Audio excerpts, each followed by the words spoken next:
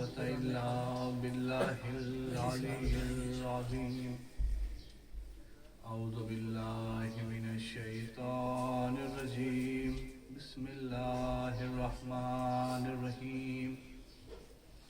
الحمد لله الذي هدانا لهذا وما كنا لنهتدي لولا أن هدانا الله.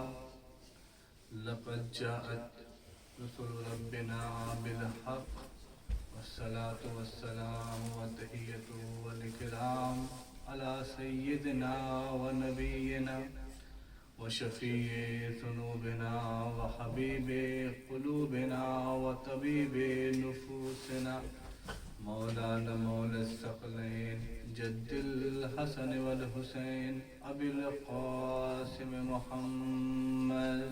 اللهم صل على محمد وعلى أهل بيته الطيبين الطاهرين المعصومين المظلومين المنتجبين المنتخبين ولعنة الله على أعدائهم أجمعين من الآن إلى قيام يوم الدين. أما بعد فقد قال رسول الله صلى الله عليه وآله وسلم إن الحسن والحسين سيدا شباب أهل الجنة. صلى الله عليه وسلم. اللهم صل على محمد.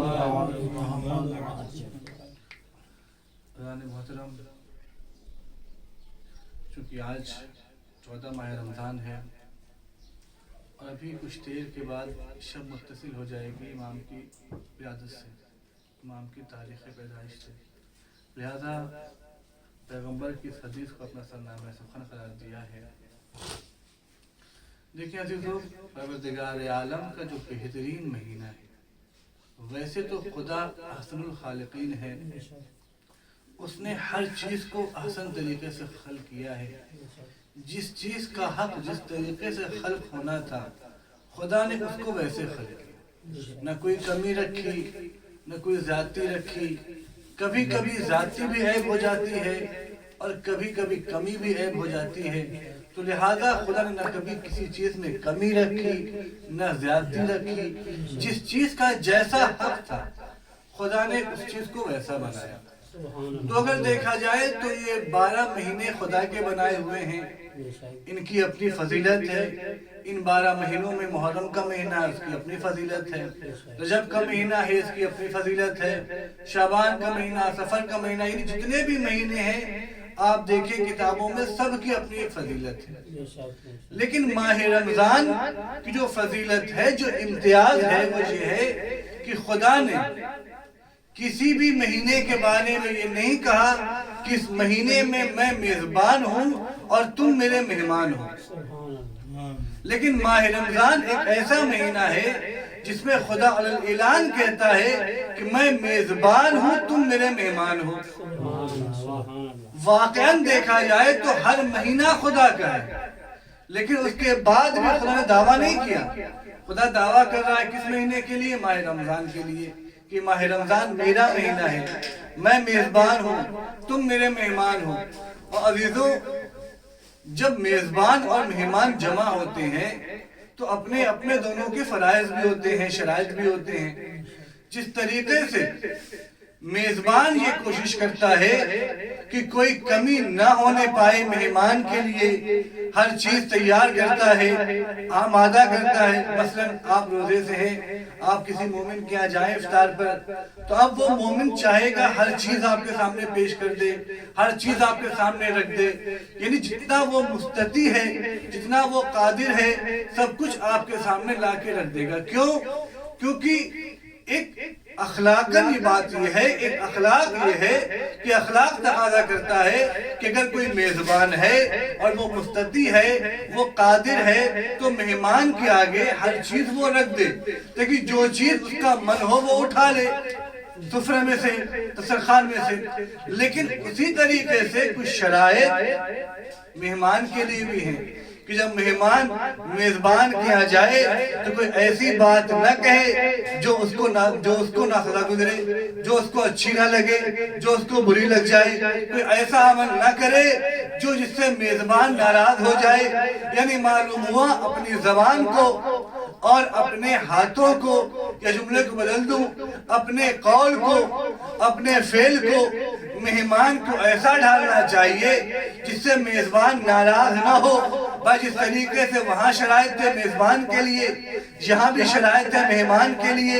اب جس طریقے سے عام مہمان جب میزبان کے آگے کوئی ایسی باتیں نہیں کرتا جس سے میزبان ناراض ہو جائے، کوئی ایسی حرکت نہیں کرتا جس سے میزبان ناراض ہو جائے، تب حقیقی میزبان اور حقیقی مہمان جو ماہ رمضان میں ہیں، ہم مہمان ہیں، خدا میزبان ہے، تو کیا ہمیں ایسی باتیں کرنی چاہیے جس سے خدا ناراض ہو جائے؟ کیا ہمیں کوئی ایسا عمل انجام دینا چاہیے جس سے خدا ناراض ہو جائے؟ نہیں عزیزوں، خدا تو اتنا مہربان ہے، اتنا تو رحمان ہے، اگر ہم سے کوئی ایسا عمل سرزد بھی ہو جائے جس سے خدا ناراض ہوتا ہے تو خدا نے استغفار کا توبہ کا دروازہ کھول دیا ہے۔ خدا نے ہمارے آگے دعائیں پیش کر دی ہیں، یہ دعا پڑھو، یہ استغفار کرو، توبہ کرو، اگر تم سے میں ناراض ہو بھی گیا تب بھی اس دعا کے ذریعے، اس توبہ کے ذریعے، استغفار کے ذریعے میں تم سے دوبارہ راضی خوشنود ہو جاؤں گا۔ سبحان اللہ، صلوات محمد علیہ وسلم۔ اللہم صلی علی محمد وعلی محمد۔ تو اتنا باعظمت مہینہ جس میں خدا نے شب قدر کو قرار دیا، جس میں خدا نے قرآن مجید کو نازل کیا، اور پھر خدا نے اسی ماہ میں ہمارے اور آپ کے امام، دوسرے امام حسن کی پیدائش کی رکھی۔ یعنی ایسا باعظمت مہینہ، اور خدا اس مہینے کو اور شرف دے رہا ہے قرآن کے ذریعے اور پھر امام کی پیدائش کے ذریعے۔ تو میں اپنی حدیث کی طرف آ جاؤں کہ پیغمبر نے جہاں جہاں بھی تعارف کروایا ہے، جہاں جہاں بھی عظمت بیان کی ہے، تو وہاں پر عظمت میں، تعارف میں امام حسن کو اور امام حسین کو ہمیشہ ساتھ رکھا ہے۔ کبھی فرمایا ہے کہ یہ دونوں بیٹے میرے شہزادے حسن و حسین جنت کے جوانوں کے سردار ہیں۔ کبھی فرمایا کہ یہ دونوں بیٹے حسن و حسین میرے شہزادے امام ہیں، چاہے یہ کھڑے ہو جائیں چاہے یہ بیٹھ جائیں۔ کبھی فرمایا کہ یہ دو میرے بیٹے امام حسن مجھ سے ہیں، میں حسن سے ہوں، امام حسین مجھ سے ہیں، میں امام حسین سے ہوں۔ دونوں کے بارے میں منیت پیغمبر نے بیان فرمائی ہے، امام حسن کے بارے میں بھی، امام حسین کے بارے میں بھی۔ اس طریقے سے کہا کہ حسین مجھ سے ہے، میں حسین سے ہوں، اسی طریقے سے اگلے مقام پر کہا کہ حسن مجھ سے ہے، میں حسن سے ہوں۔ تو معلوم ہوا کہ جس طریقے سے پیغمبر نے تعریف میں اور فضائل میں دونوں شہزادوں کو اپنے ساتھ رکھا ہے، لیکن آج اختلاف کیا ہوا؟ لوگوں نے دونوں شہزادوں کو الگ کر دیا، ان کے مزاج کو الگ بتا کر کے، ان کے کریکٹر کو الگ بتا کر کے اس طریقے سے الگ کر دیا کہ لوگوں نے کہا کہ امام حسین کا مزاج الگ ہے اور امام حسن کا مزاج الگ ہے، کیونکہ امام حسن صلح پسند تھے اور امام حسین جنگ پسند تھے۔ آپ دیکھیں جتنے بھی فضائل پیغمبر بیان کر رہے ہیں وہ ساتھ میں دونوں شہزادوں کا بیان کر رہے ہیں۔ اگر کسی روایت میں یہ ملتا ہے کہ امام حسین پیغمبر کی پشت پر سوار ہوئے ہیں تو اگلی روایت میں یہ بھی ملتا ہے کہ امام حسن بھی پیغمبر کی پشت پر سوار ہوئے ہیں۔ اگر عید کے دن پیغمبر امام حسین کے لیے ناقہ بنے ہیں تو امام حسن کے لیے بھی ناقہ بنے ہیں۔ اب لوگوں نے کیا اختلاف کیا کہ امام حسن صلح پسند تھے اور امام حسین جنگ پسند تھے، تو لہذا دونوں کا مزاج الگ تھا۔ عزیزوں، یہاں پر جو اختلاف پیدا ہوتا ہے، میں بہت ہی مختصر سے وقت میں بات کو واضح کر دوں کہ یہاں پر جو اختلاف پیدا ہوتا ہے، اختلاف کی وجہ کیا ہے؟ اختلاف کی وجہ یہ ہے کہ لوگوں نے مقصد کو نہیں سمجھا۔ لوگوں نے صرف صلح کو دیکھا، صرف جنگ کو دیکھا، لیکن مقصد کو نہیں سمجھا کہ صلح کا مقصد کیا تھا اور جنگ کا مقصد کیا تھا۔ فرض کریں، خدا نہ کرے کبھی آپ بیمار ہو جائیں، اگر آپ بیمار ہو جائیں ڈاکٹر کے پاس جائیں، اب آپ ڈاکٹر کے پاس پہنچے تو ڈاکٹر نے دیکھا کہ زخم چھوٹا سا ہے، ڈاکٹر نے دوا دے دی آپ کو، اب آپ نے دوا لی اور گھر لے کے چلے آئے, دوا کھایا, آپ کو شفا مل گئی. لیکن کچھ زمانے کے بعد آپ کو کوئی بہت بڑا مرض لاحق ہو جائے, یعنی وہ زخم اب ناسور بن جائے. اب آپ دوسرے شہر میں تھے, تب آپ پہنچے دوسرے ڈاکٹر کے پاس. اس نے کہا کہ نہیں, اب آپ کا علاج آپریشن کے ذریعے سے ہوگا. اب آپ وہاں پر یہ بات کہنے لگے کہ بھائی پہلے میں بیمار ہوا تھا, مریض ہوا تھا, میں فلاں صاحب کے پاس گیا تھا, دوا دی تھی انہوں نے, اب میں مریض ہو رہا ہوں, بیمار ہو رہا ہوں, آپ میرا آپریشن لکھ رہے ہیں. تو کیا یہاں پر اسے حق ہے کہ وہ کہہ سکے کہ دونوں کا مزاج الگ ہے؟ ایک ایسا ڈاکٹر ہے کہ جو آپریشن کو پسند کرتا ہے, ہر کسی کا آپریشن کر دیتا ہے. ایک ایسا ڈاکٹر ہے جو ہر کسی کو دوا دیتا ہے. کیا وہ یہ کہہ سکتا ہے کہ ایک ڈاکٹر ہے کہ جو عالم ہے, دوسرا ڈاکٹر ہے کہ جو جاہل ہے, ایک جاننے والا ہے, ایک نہیں جاننے والا؟ نہیں عزیزوں, وہ یہ نہیں کہہ سکتا. کیوں؟ کیونکہ آپ دیکھیں زمانے کے ساتھ ساتھ مرض بدل چکا ہے. کل کے زمانے میں جو مرض تھا وہ چھوٹا مرض تھا, اس کا علاج دوا کے ذریعے ممکن تھا. اب چاہے کسی بھی ڈاکٹر کے پاس جاتے, وہ دوا کے ذریعے علاج کر دیتا. لیکن اب جو زمانہ آیا, اب جو آپ مریض ہوئے, اب جو آپ بیمار ہوئے, آپ کا زخم ناسور بن چکا ہے. اب آپ کا علاج صرف دوا کے ذریعے ممکن نہیں ہے, بلکہ آپریشن ضروری ہے. اب آپ کسی بھی ڈاکٹر کے پاس چلے جائیے, ہر ڈاکٹر یہی کہے گا آپ کے لیے آپریشن ضروری ہے, اب دوا کفایت نہیں کرے گی. تو عزیزوں, معلوم ہوا کہ یہاں پر ڈاکٹر کے مزاج میں اختلاف نہیں ہے, بلکہ آپ دیکھیں ڈاکٹر کا مقصد ایک ہے, لیکن مرض بدل چکا ہے, بیماری بدل چکی ہے. پہلے مرتبہ بیماری چھوٹی تھی, علاج دوا سے ہو گیا, اب بیماری بڑی ہوئی, علاج آپریشن سے ہو رہا ہے. اسی طریقے سے اب آپ دیکھیں عربوں کے زمانے میں جب بیماری ایسی تھی کہ ثلث علاج ممکن تھا تو امام حسن نے ثلث علاج کر دیا. لیکن جب بیماری بڑھ گئی, اس قدر بڑھ گئی کہ امام نے دیکھا اب ان کے شرک کی, اب ان کے کفر کی, اب ان کے نفاق کی, اب جو بیماری ہے یہ بیماری ثلث ختم نہیں ہونے والی ہے, بلکہ یہاں پر ان کا علاج جنگ سے کیا جائے گا.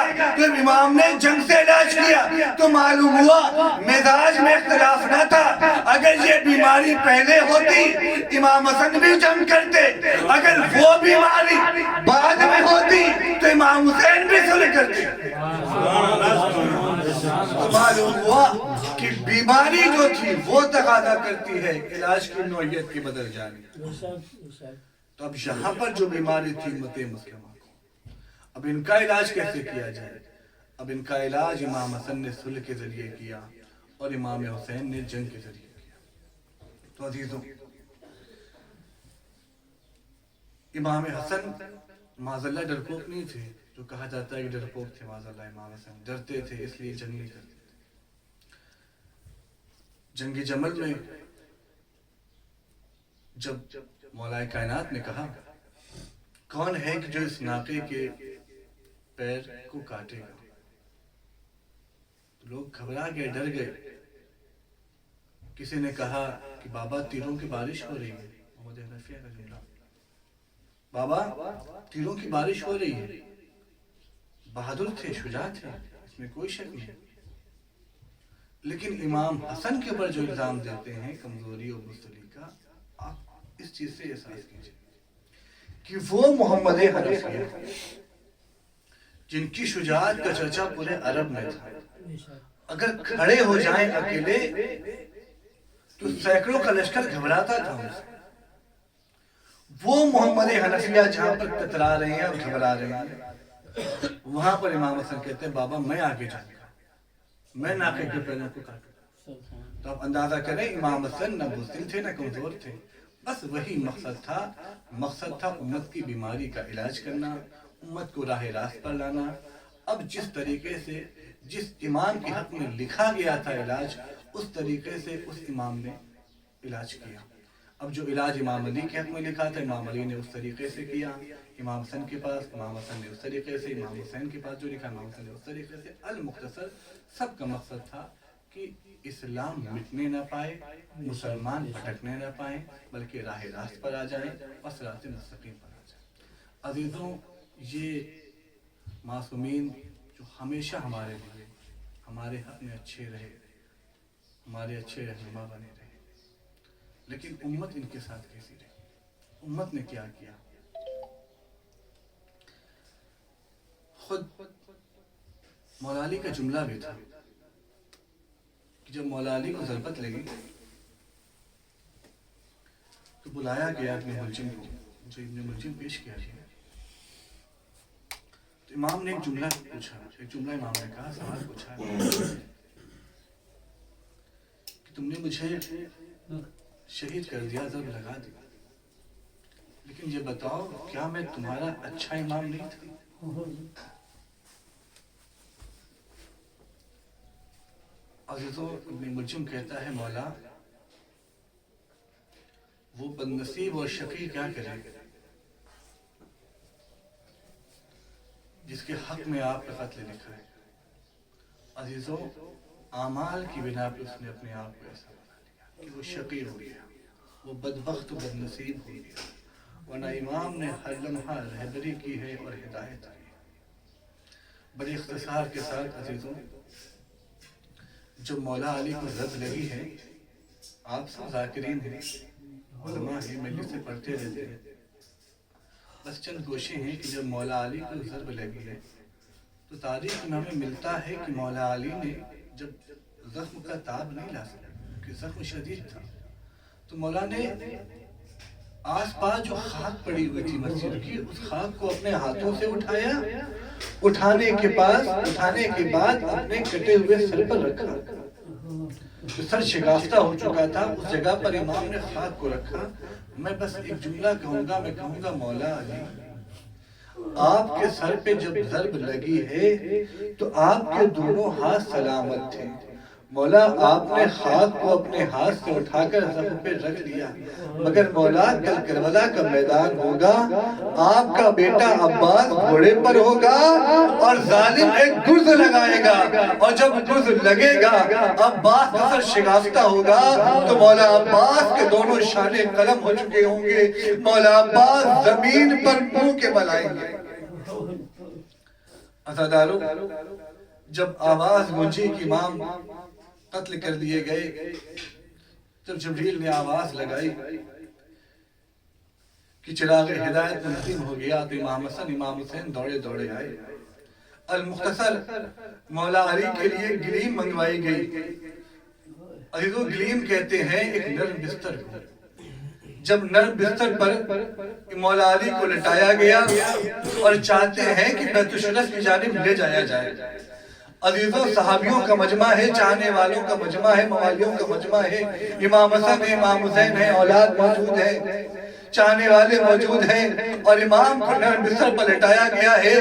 امام نرم بستر پر لیٹے ہیں، بیت الشرف کی جانب جا رہے ہیں۔ میں کہوں گا مولا علی، آپ کو ضرب لگی، سر شکافتہ ہوا، مگر مولا چند لمحے کے لیے صحیح آپ کو یہ آرام تو ملا کہ نرم بستر نصیب ہو گیا، مگر مولا کل کربلا کا میدان ہوگا، آپ کا بیٹا حسین ہوگا، کربلا کی جلتی ہوئی خاک ہوگی اور جن زخموں سے بنا ہوا ہوگا۔